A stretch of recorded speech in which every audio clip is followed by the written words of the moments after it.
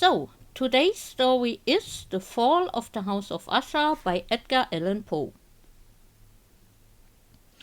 During the whole of a dull, dark, and soundless day in the autumn of the year, when the clouds hung oppressively low in the heavens, I had been passing alone on horseback through a singularly dreary tract of country, and at length found myself, as the shades of the evening drew on, within view of the melancholy house of Usher. I know not how it was, but with the first glimpse of the building, a sense of insufferable gloom pervaded my spirit. I say insufferable, for the feeling was unrelieved by any of that half pleasurable because poetic sentiment with which the mind usually receives even the sternest natural images of the desolate or terrible. I looked upon the scene before me, upon the mere house and the simple landscape features of the domain, upon the bleak walls, upon the vacant eye-like windows, upon a few rank sedges, and upon a few white trunks of decayed trees, with an utter depression of soul which I can compare to no earthly sensation more properly than to the after-dream of the reveller upon opium, the bitter lapse into everyday life, the hider's dropping off of the veil. There was an iciness, a sinking, a sickening of the heart, an unredeemed dreariness of thought which no goading of the imagination could torture into aught of the sublime. What was it? I paused to think. What was it that so unnerved me in the contemplation of the house of Usher? It was a mystery all insoluble, nor could I grapple with the shadowy fancies that crowded upon me as I pondered. I was forced to fall back upon the unsatisfactory conclusion that while beyond doubt there are combinations of very simple natural objects which have the power of thus affecting us, still the analysis of this power lies among considerations beyond our depth. It was possible, I reflected, that a mere different arrangement of the particulars of the scene, of the details of the picture, would be sufficient to modify or perhaps to annihilate its capacity for soulful impression. And acting upon this idea, I reined my horse to the precipitous brink of a black and lurid tarn that lay in unruffled lustre by the dwelling, and gazed down, but with a shudder even more thrilling than before, upon the remodelled and inverted images of the grey sedge and the ghastly tree stems and the vacant and eye-like windows. Nevertheless, in this mansion of gloom I now proposed to myself a sojourn of some weeks. Its proprietor, Roderick Usher, had been one of my boon companions in boyhood, but many years had elapsed since our last meeting. A letter, however, had lately reached me in a distant part of the country, a letter from him which, in its wildly importunate nature, had admitted of no other than a personal reply. The message gave evidence of nervous agitation. The writer spoke of acute bodily illness, of a mental disorder which oppressed him, and of an earnest desire to see me, as his best and indeed his only personal friend, with a view of attempting by the cheerfulness of my society some alleviation of his malady. It was the manner in which all this and much more was said, it was the apparent heart that went with his request, which allowed me no room for hesitation, and I accordingly obeyed forthwith what I still considered a very singular summons. Although as boys we had been even intimate associates, yet I really know little of my friend. His reserve had been always excessive and habitual. I was aware, however, that his very ancient family had been noted, time out of mind, for a peculiar sensibility of temperament, displaying itself through long ages in many works of exalted art, and manifested of late in repeated deeds of munificent yet unobtrusive charity, as well as in a passionate devotion to the intricacies, perhaps even more than to the orthodox and easily recognizable beauties of musical science. I had learned, too, the remarkable fact that the stem of the Usher race, all time honored as it was, had put forth at no period any enduring branch. In other words, that the entire family lay in the direct line of descent, and had always, with very trifling and very temporary variation, so lain. It was this deficiency I considered while running over in thought the perfect keeping of the character of the premises with the accredited character of the people, and while speculating upon the possible influence with the one, in the long lapse of centuries, might have exercised upon the other. It was this deficiency, perhaps, of collateral issue, and the consequent undeviating transmission from sire to son of the patrimony with the name, which had at length so identified the two as to merge the original title of the estate in the quaint and equivocal appellation of the House of Usher, an appellation which seemed to include, in the minds of the peasantry who used it, both the family and the family mansion. I have said that the sole effect of my somewhat childish experiment, that of looking down within the tarn, had been to deepen the first singular impression. There can be no doubt that the consciousness of the rapid increase of my superstition, for why should I not so term it, served mainly to accelerate the increase itself. Such, I have long known, is the paradoxical law of all sentiments having terror as a basis. And it might have been for this reason only that, when I again uplifted my eyes to the house itself, from its image in the pool, there grew in my mind a strange fancy. A fancy so ridiculous indeed, that I but mention it to show the vivid force of the sensations which oppressed me.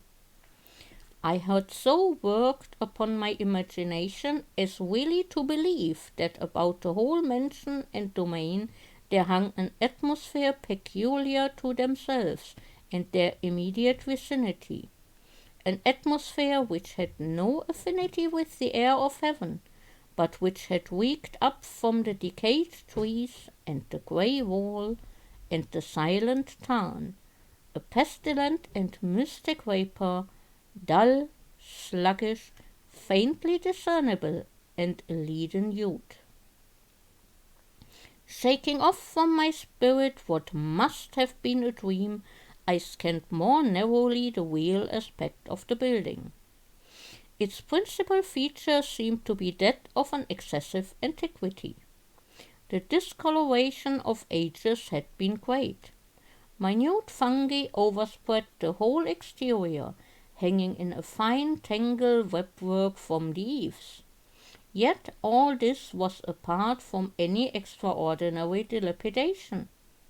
No portion of the masonry had fallen, and there appeared to be a wild inconsistency between its still perfect adaptations of parts and the crumbling condition of the individual stones.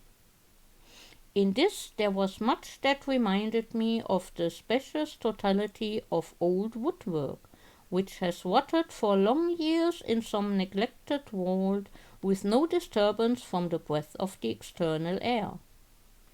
Beyond this indication of extensive decay, however, the fabric gave little token of instability. Perhaps the eye of a scrutinizing observer might have discovered a barely perceptible fissure which, extending from the roof of the building in front, made its way down the wall in a zigzag direction until it became lost in the sullen waters of the Tarn. Noticing these things, I rode over a short causeway to the house. A servant in waiting took my horse, and I entered the Gothic archway of the hall. A valet of stealthy step thence conducted me in silence through many dark and intricate passages in my progress to the studio of the master. Much that I encountered on the way contributed, I know not how, to heighten the vague sentiments of which I have already spoken. While the objects around me, while the carvings of the ceilings, the sombre tapestries of the walls, the ebon blackness of the floors, and the phantasmagoric armorial trophies which rattled as I strode, were but matters to which, or to such as which, I had been accustomed from my infancy.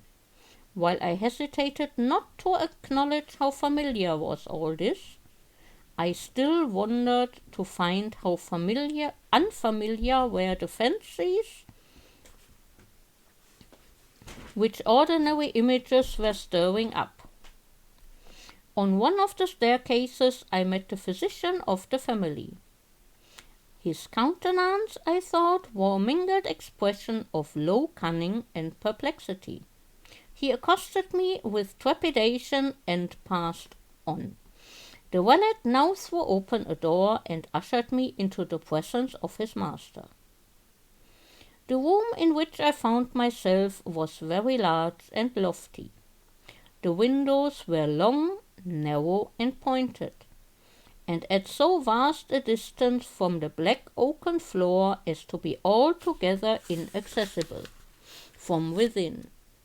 Feeble gleams of encrimsoned light made their way through the trellised panes and served to render sufficiently distinct the more prominent objects around. The eye, however, struggled in vain to reach the remoter angles of the chamber, of the recesses of the vaulted and fretted ceiling. Dark draperies hung upon the walls. The general furniture was profuse, comfortless, antique, and tattered. Many books and musical instruments lay scattered about, but failed to give any vitality to the scene. I felt that I breathed an atmosphere of sorrow. An air of stern, deep, and irredeemable gloom hung over and pervaded all. Upon my entrance, Usher arose from a sofa on which he had been lying at full length, and greeted me with a vivacious warmth which had much in it.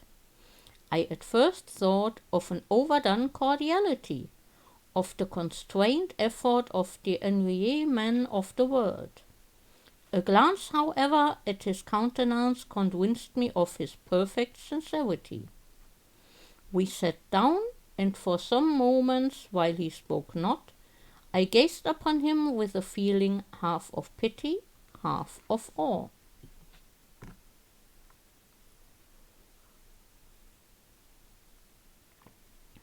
Surely men had never before so terribly altered in so brief a period as had Roderick Usher.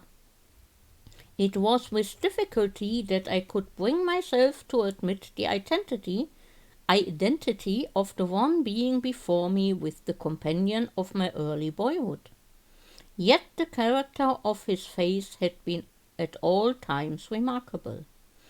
A cadaverousness of complexion, an eye large, liquid, and luminous beyond comparison, lips somewhat thin and very pallid, but of a surpassingly beautiful curve, a nose of delicate repo model, but with a breadth of nostril unusual in singular formations, a finely molded chin, speaking in its want of prominence of a want of moral energy, hair of more than web-like softness and tenuity.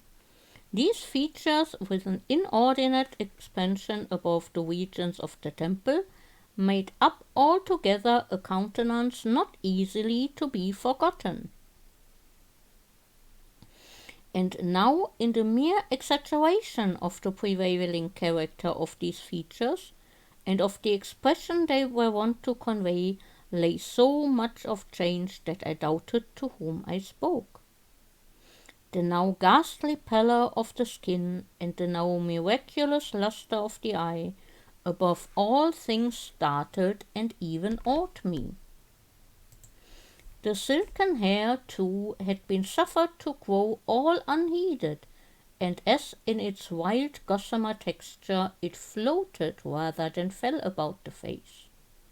I could not, even with effort, connect its arabesque impression with any idea of simple humanity. In the manner of my friend, I was at once struck with an incoherence, an inconsistency, and I soon found this to arise from a series of feeble and futile struggles to overcome an habitual trepidancy, an excessive nervous agitation. For something of this nature I had indeed been prepared, no less by his letter than by reminiscence of certain boyish traits, and by conclusions deduced from his peculiar physical conformation and temperament. His action was alternately vivacious and sullen. His voice varied rapidly from a tremulous indecision, when the animal spirit seemed utterly in abeyance, so to that species of energetic concision, that abrupt, weighty, unhurried, and hollow-sounding enunciation, that leaden, self-balanced, and perfectly modulated guttural utterance which may be observed in the lost drunkard, or the irreclaimable eater of opium, during the periods of his most intense excitement. It was thus that he spoke of the object of my visit, of his earnest desire to see me, and of the solace he expected me to afford him. He entered at some length into what he conceived to be the nature of his malady. It was, he said, a constitutional and family evil, and one for which he despaired to find a remedy. A mere nervous affection, he immediately added, which would undoubtedly soon pass off. It displayed itself in a host of unnatural sensations. Some of these, as he detailed them, interested and bewildered me, although perhaps the terms and general manner of their narration had their weight. He suffered much from a morbid acuteness of the senses. The most insipid food was alone endurable. He could wear only garments of certain texture. The odors of all flowers were oppressive. His eyes were tortured by even a faint light, and there were but peculiar sounds, and these from stringed instruments, which did not inspire him with horror. To an anomalous species of terror I found him a bounden slave. I shall perish, he said, I must perish in this deplorable folly. Thus, and not otherwise shall I be lost. I dread the events of the future, not in themselves, but in their results. I shudder at the thought of any, even the most trivial incident which may operate upon this intolerable agitation of the soul. I have indeed no abhorrence of danger except in its absolute effect, in terror. In this unnerved, in this pitiable condition, I feel that the period will sooner or later arrive when I must abandon life and reason together, in some struggle with the grim phantasm. fear. I learned, moreover, at intervals and through broken and equivocal hints, another singular feature of his mental condition. He was enchained by certain superstitious impressions in regard to the dwelling which he tenanted, and whence for many years he had never ventured forth, in regard to an influence whose superstitious force was conveyed in terms too shadowy here to be restated. An influence which some peculiarities in the mere form and substance of his family mansion had, by dint of long sufferance, he said, obtained over his spirit, an effect which the physique of the grey walls and turrets, and of the dim tarn into which they all looked down, had at length brought about upon the moral of his existence. He admitted, however, although with hesitation, that much of the peculiar gloom which thus afflicted him could be traced to a more natural and far more palpable origin, to the severe and long-continued illness, indeed to the evidently approaching dissolution of a tenderly beloved sister, his sole companion for long years, his last and only relative on earth.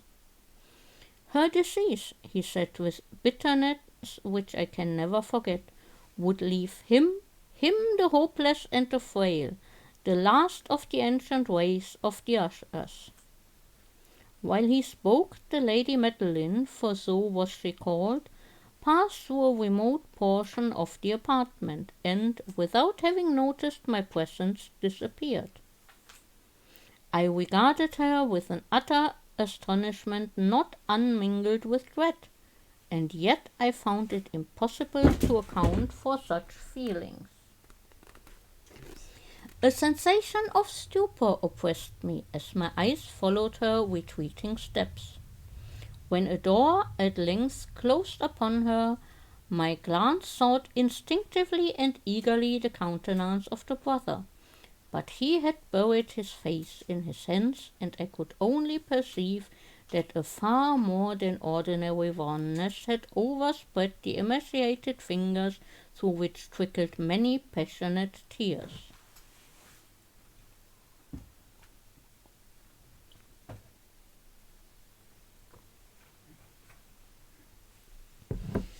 The disease of the Lady Madeline had long baffled the skill of her physicians. A settled apathy, a gradual wasting away of the person, and frequent although transient affection of a partially cataleptic character were the unusual diagnosis.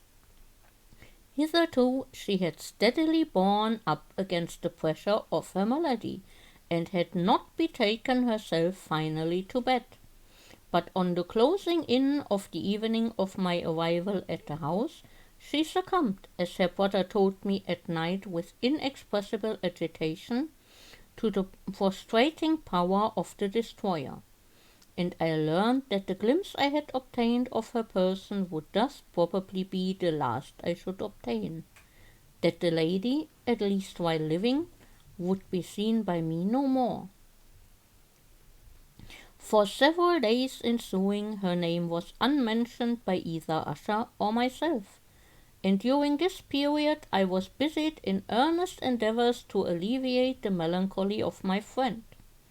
We painted and read together, or I listened as if in a dream to the wild improvisations of his speaking guitar. And thus, as a closer and still closer intimacy admitted me more unreservedly into the recesses of his spirit, the more bitterly did I perceive the futility of all attempt at cheering a mind from which darkness, as if an inherent positive quality, poured forth upon all objects of the moral and physical universe in one unceasing radiation of gloom. I shall ever bear about me a memory of the many solemn hours I thus spent alone with the master of the House of Usher.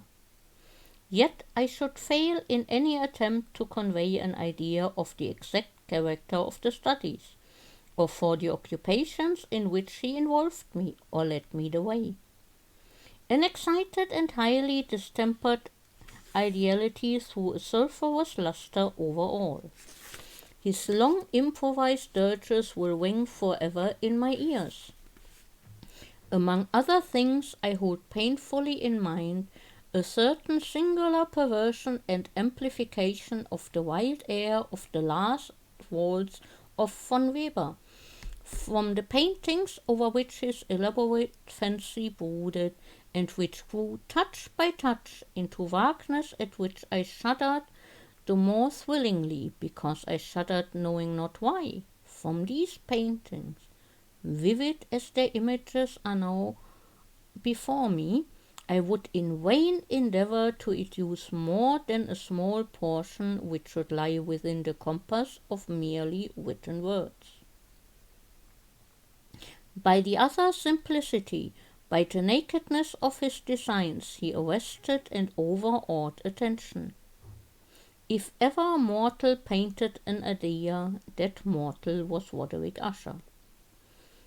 For me at least, in the circumstances then surrounding me, there arose out of the pure abstractions which the hypochondriac contrived to throw upon his canvas an intensity of intolerable awe, no shadow of which felt I ever yet in the contemplation of the certainly glowing yet too concrete reveries of Fuseli.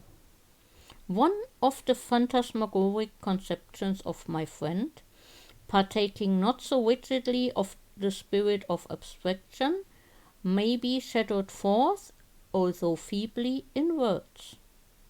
A small picture presented the interior of an immensely long and rectangular vault or tunnel, with low walls, smooth, white, and without interruption or device. Certain accessory points of the design served well to convey the idea that this excavation lay at an exceeding depth below the surface of the earth. No outlet was observed in any portion of its vast extent, and no torch or other artificial source of light was discernible. Yet a flood of intense rays rose throughout, and bathed the whole in a ghastly and inappropriate splendor.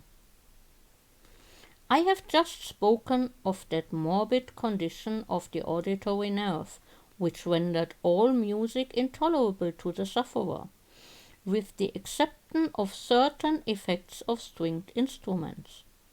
It was perhaps the narrow limits to which he thus confined himself upon the guitar which gave birth, in great measure, to the fantastic character of his performances. But the fervid facility of his impromptus could not be so accounted for.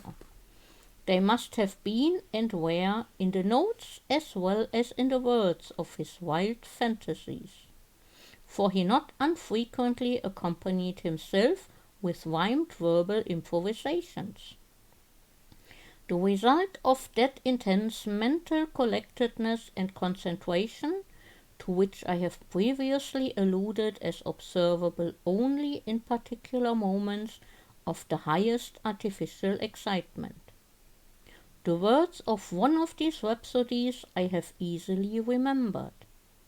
I was perhaps the more forcibly impressed with it as he gave it, because in the under or mystic current of its meaning I fancied that I perceived, and for the first time, a full consciousness of the part of Usher, of the tottering of his lofty reason upon her throne. The verses which were entitled The Haunted Palace ran very nearly, if not accurately, thus: In the greenest of our valleys, by good angels tenanted, once a fair and stately palace, radiant palace, reared its head. In the monarch's thoughts' dominion it stood there. No seraph spread opinion, over fabric half so fair. Banners yellow, glorious golden, on its wove did float and flow. All this was in the olden time long ago, and every gentle air that dallied in that sweet day along the ramparts bloomed and pallid a winged order went away. Wanderers in that happy valley through two luminous windows saw spirits moving musically to a lute's well-tuned law. Round about a throne where sitting Porphyrogen, in state his glory well befitting, the ruler of the realm was seen.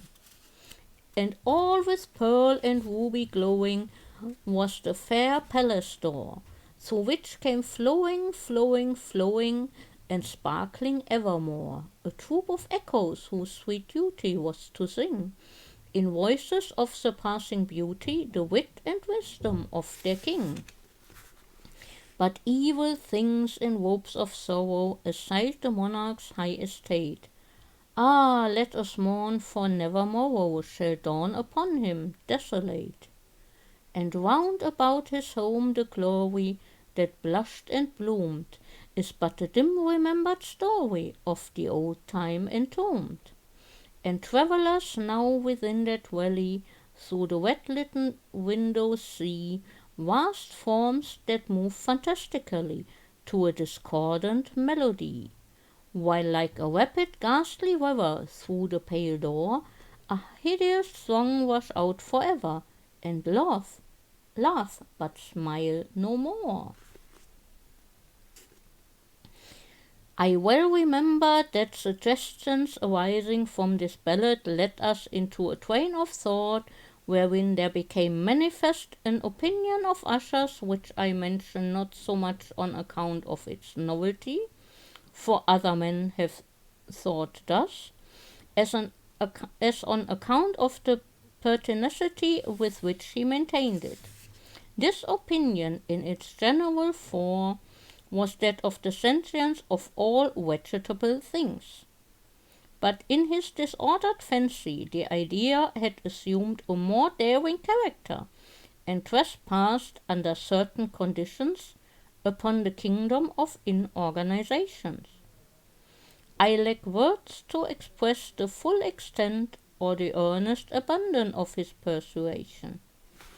The belief, however, was connected, as I have previously hinted, with the grey stones of the home of his forefathers. The conditions of the sentence had been here, he imagined, fulfilled, in the method of collocation of these stones, in the order of their arrangement, as well as in that of the many fungi which overspread them, and of the decayed trees which stood around. Above all, in the long undisturbed endurance of this arrangement, and in its reduplication in the still waters of the Tarn. Its evidence, the evidence of the sentience, was to be seen, he said, and I here started as he spoke, in the gradual yet certain condensation of an atmosphere of their own about the waters and the walls. The result was discoverable, he added, in that silent yet importunate and terrible influence which for centuries had moulded the destinies of his family, and which made him what I now saw him, what he was. Such opinions need no comment, and I will make none. Our books, the books which for years had formed no small portion of the mental existence of the invalid, were, as might be supposed, in strict keeping with this character of phantasm. We pored together over such works as the Ververs et Chartreuse of Grasset, the Belphegor of Machiavelli, the Heaven and Hell of Swedenborg, the Subterranean Voyage of Nicholas Klim of Holberg, the Chiromancy of Robert Flood, of Jean d'Indaginé, and of de la Chambre, the Journey into the Blue Distance of Tieck, and the City of the Sun of Campanella.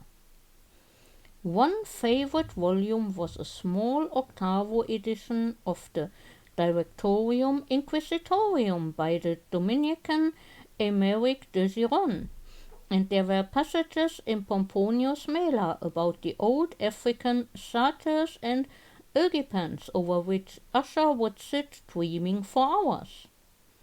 His chief delight, however, was found in the perusal of an exceedingly rare and curious book in quarto Gothic, the Manual of a Forgotten Church, the Vigiliae Mortuorum Secundum Chorum Ecclesiae Macuntinae.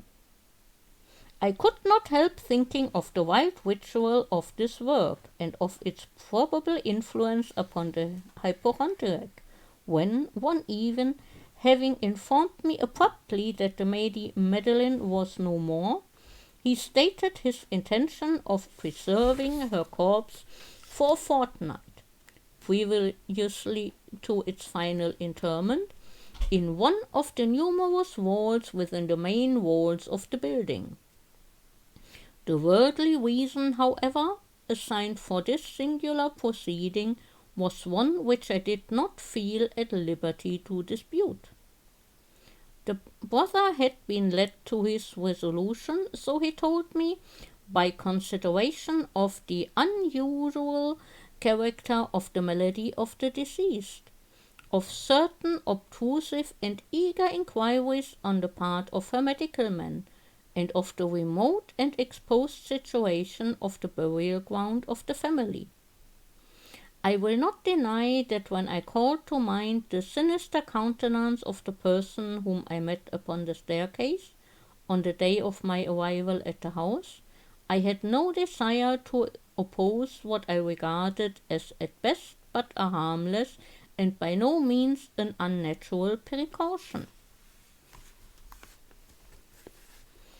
At the request of Usher, I personally aided him in the arrangements for the temporary entombment. The body having been encoffined, we two alone bore it to its rest.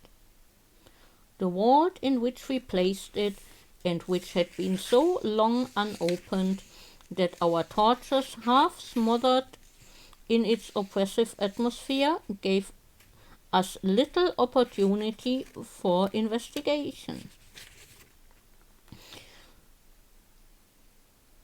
was small, damp, and entirely without means of admission for light, lying at great depth immediately beneath that portion of the building in which was my own sleeping apartment.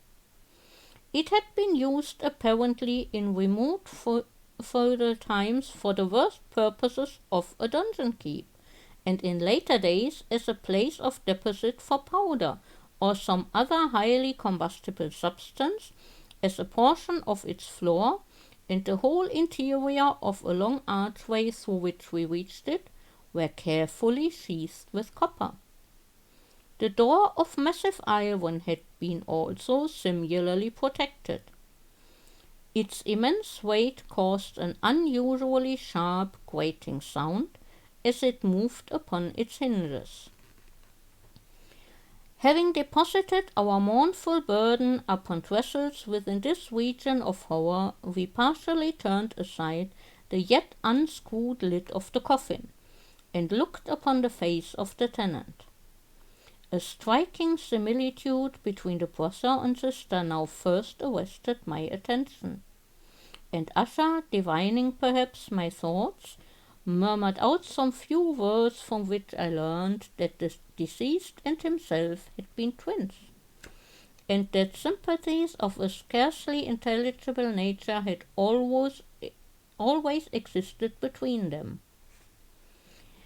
Our glances, however, rested not long upon the dead, for we could not regard her unawed. The disease which had thus entombed the lady in the maturity of youth had left, as usual in all maladies of a strictly cataleptic character, the mockery of a faint blush upon the bosom and the face, and that suspicious lingering smile upon the lip which is so terrible in death. We replaced and screwed down the lid, and having secured the door of iron, made our way with toil into the scarcely less gloomy apartments of the upper portion of the house. And now, some days of bitter grief having elapsed, an observable change came over the features of the mental disorder of my friend. His ordinary manner had vanished. His ordinary occupations were neglected or forgotten. He roamed from chamber to chamber with hurried, unequal, and objectless step. The pallor of his countenance had assumed, if possible, a more ghastly hue, but the luminousness of his eye had utterly gone out. The once occasional huskiness of his tone was heard no more, and a tremulous quaver, as if of extreme terror, habitually characterized his utterance. There were times, indeed, when I thought his unceasingly agitated mind was laboring with some oppressive secret, to divulge which he struggled for the necessary courage. At times, again, I was obliged to resolve all into mere inexplicable vagaries of madness, for I beheld him gazing upon vacancy for long hours, in an attitude of the profoundest attention, as if listening to some imaginary sound. It was no wonder that his condition terrified, that it infected me. I felt creeping upon me by slow yet certain degrees the wild influences of his own fantastic yet impressive superstitions. It was especially upon retiring to bed late in the night of the 7th or 8th day after the placing of the Lady Madeline within the dungeon that I experienced the full power of such feelings. Sleep came not near my couch, while the hours waned and waned away. I struggled to reason off the nervousness which had dominion over me. I endeavored to believe that much, if not all, of what I felt was due to the bewildering influence of the gloomy furniture of the room, of the dark and tattered draperies, which tortured into motion by the breath of a rising tempest, swayed fitfully to and fro upon the walls, and rustled uneasily about the decorations of the bed. But my efforts were fruitless. An irrepressible tremor gradually pervaded my frame, and at length there sat upon my very heart an incubus of utterly causeless alarm. Shaking this off with a gasp and a struggle, I uplifted myself upon the pillows, and peering earnestly within the intense darkness of the chamber, hearkened, I know not why, except that an instinctive spirit prompted me, to certain low and indefinite sounds which came through the pauses of the storm, at long intervals I knew not whence. Overpowered by an intense sentiment of horror, unaccountable yet unendurable, I threw on my clothes with haste, for I felt that I should sleep no more during the night, and endeavored to arouse myself from the pitiable condition into which I had fallen, by pacing rapidly to and fro through the apartment. I had taken but few turns in this manner when a light step on an adjoining staircase arrested my attention. I presently recognized it as that of Usher. In an instant afterward he rapped with a gentle touch at my door, and entered bearing a lamp. His countenance was, as usual, cadaverously wan, but moreover there was a species of mad hilarity in his eyes, and evidently restrained hysteria in his whole demeanour. His air appalled me, but anything was preferable to the solitude which I had so long endured, and I even welcomed his presence as a relief. And you have not seen it, he said abruptly, after having stared about him for some moments in silence. You have not then seen it? But stay, you shall. Thus speaking, and having carefully shaded his lamp, he hurried to one of the casements and threw it freely open to the storm. The impetuous fury of the entering gust nearly lifted us from our feet. It was indeed a tempestuous yet sternly beautiful night, and one wildly singular in its terror and its beauty.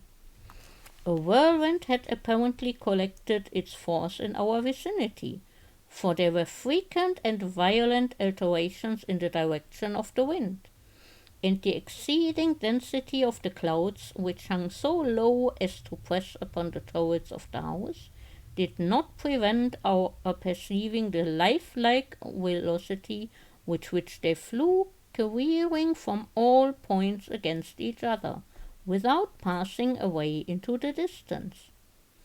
They say that even their exceeding density did not prevent our perceiving this. Yet we had no glimpse of the moon or stars, nor was there any flashing forth of the lightning.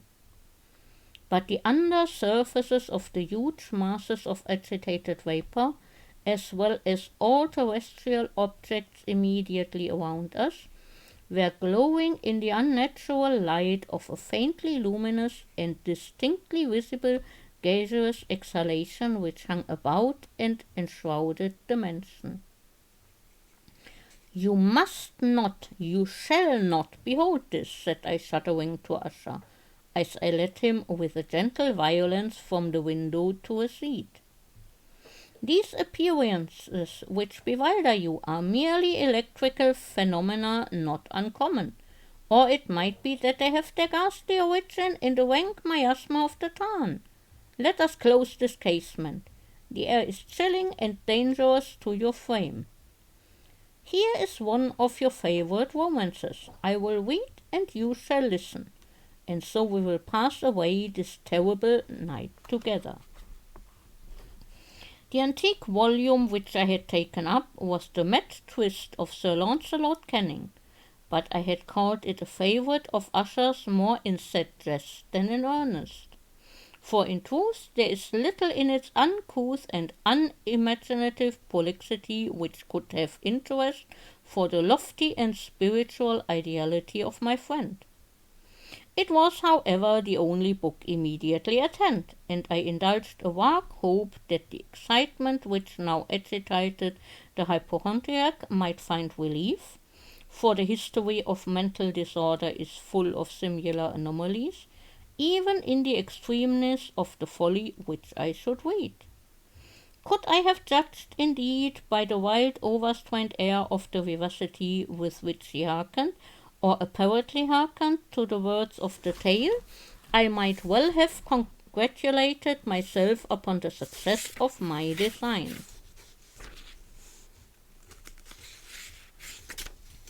I had arrived at that well-known portion of the story where Ethelred, the hero of the twist, having sought in vain for peaceable admission into the dwelling of the hermit, proceeds to make good an entrance by force. Here it will be remembered the words of the narrative run thus: And Ethelred, who was by nature of a doughty heart, and who was now mighty withal, on account of the powerfulness of the wine which he had drunken, waited no longer to hold parley with the hermit, who in sooth was of an obstinate and maliceful turn, but feeling the rain upon his shoulders, and fearing the rising of the tempest, uplifted his mace outright, and with blows made quickly room in the plankings of the door for his gauntleted hand, and now pulling therewith sturdily, he so cracked and ripped and tore all asunder that the noise of the dry and hollow-sounding wood alarumed and reverberated throughout the forest. At the termination of this sentence I started, and for a moment paused, for it appeared to me, although I at once concluded that my excited fancy had deceived me, It appeared to me that from some very remote portion of the mansion there came, indistinctly to my ears, what might have been in its exact similarity of character the echo, but a stifled and dull one certainly, of the very cracking and whipping sound which Sir Launcelot had so particularly described. It was beyond doubt the coincidence alone which had arrested my attention, for amid the rattling of the sashes of the casement and the ordinary commingled noises of the still increasing storm, the sound in itself had nothing surely which should have interested or disturbed me. I continued the story. But the good champion Ethelred, now entering within the door, was sore enraged and amazed to perceive no signal of the maliceful hermit, but in the stead thereof a dragon of a scaly and prodigious demeanour, and of a fiery tongue, which sat in guard before a palace of gold, with a floor of silver, and upon the wall there hung a shield of shining brass, with this legend enwritten: Who entereth herein a conqueror hath been, who slayeth the dragon the shield he shall win. And Ethelred uplifted his mace and struck upon the head of the dragon, which fell before him, and gave up his pesty breath with a shriek so horrid and harsh, and withal so piercing, that Ethelred had fain to close his ears with his hands against the dreadful noise of it, the like whereof was never before heard. Here again I paused abruptly, and now with a feeling of wild amazement, for there could be no doubt whatever that, in this instance, I did actually hear, although from what direction it proceeded I found it impossible to say, a low and apparently distant, but harsh, protracted, and most unusual screaming or grating sound, the exact counterpart of what my fancy had already conjured up for the dragon's unnatural shriek as described by the romancer. Oppressed as I certainly was upon the occurrence of this second and most extraordinary coincidence, by 1,000 conflicting sensations in which wonder and extreme terror were predominant, I still retain sufficient presence of mind to avoid exciting by any observation the sensitive nervousness of my companion. I was by no means certain that he had noticed the sound in question, although assuredly a strange alteration had during the last few minutes taken place in his demeanour. From a position fronting my own he had gradually brought round his chair, so as to sit with his face to the door of the chamber, and thus I could but partially perceive his features, although I saw that his lips trembled as if he were murmuring inaudibly. His head had dropped upon his breast, yet I knew that he was not asleep, from the wide and rigid opening of the eye as I caught a glance of it in profile. The motion of his body, too, was at variance with this idea, for he rocked from side to side with a gentle yet constant and uniform sway. Having rapidly taken notice of all this, I resumed the narrative of Sir Launcelot, which thus proceeded.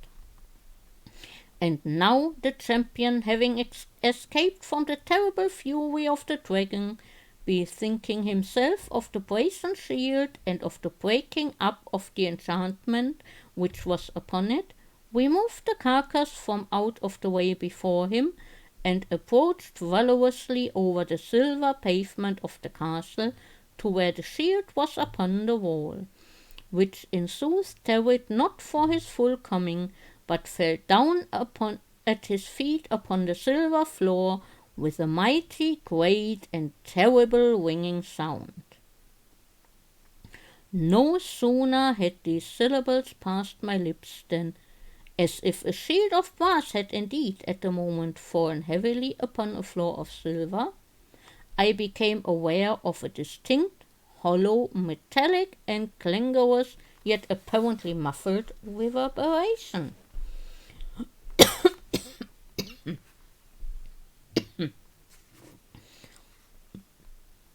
Completely unnerved, I leapt to my feet, but the measured walking movement of Usher was undisturbed.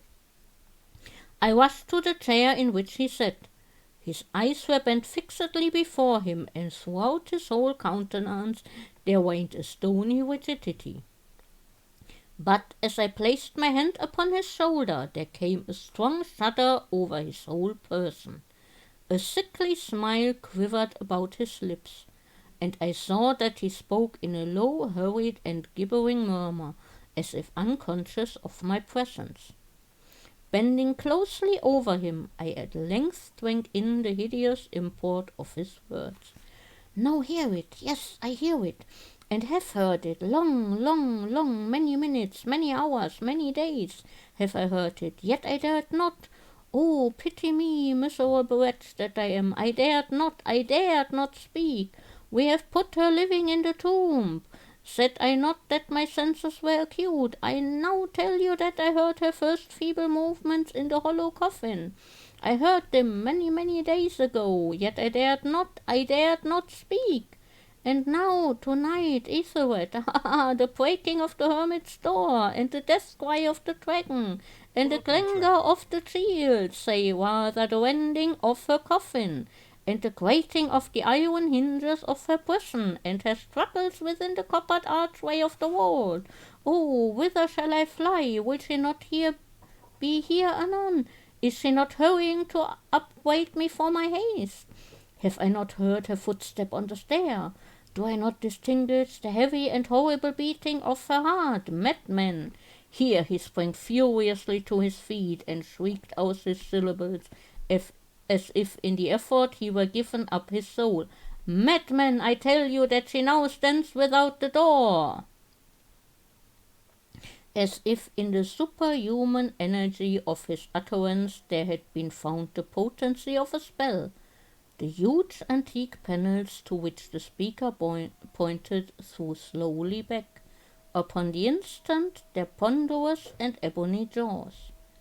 It was the work of the rushing gust. But then, without those doors, there did stand the lofty and enshrouded figure of the Lady Madeline of Usher. There was blood upon her white robes, and the evidence of some bitter struggle upon every portion of her emaciated frame. For a moment she remained trembling, and wheeling to and fro upon the threshold. Then, with a low moaning cry, fell heavily inward upon the person of her brother, and in her violent and now final death agonies bore him to the floor a corpse, and a victim to the terrors he had anticipated. From that chamber and from that mansion I fled aghast. The storm was still abroad in all its wrath as I found myself crossing the old causeway.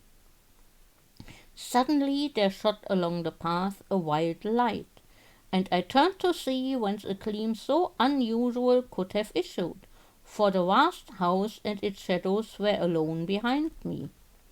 The radiance was that of the full setting and blood-red moon, which now shone vividly through that once barely discernible fissure of which I have before spoken, as extending from the roof of the building in a zigzag direction to the base.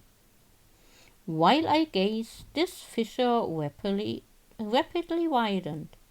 There came a fierce breath of the whirlwind, and the entire orb of the satellite burst at once upon my sight. My brain reeled as I saw the mighty walls rushing asunder. There was a long tumultuous shouting sound like the voice of 1,000 waters, and the deep and dank tarn at my feet closed sullenly and silently over the fragments of the House of Usher. This was The Fall of the House of Usher by Edgar Allan Poe.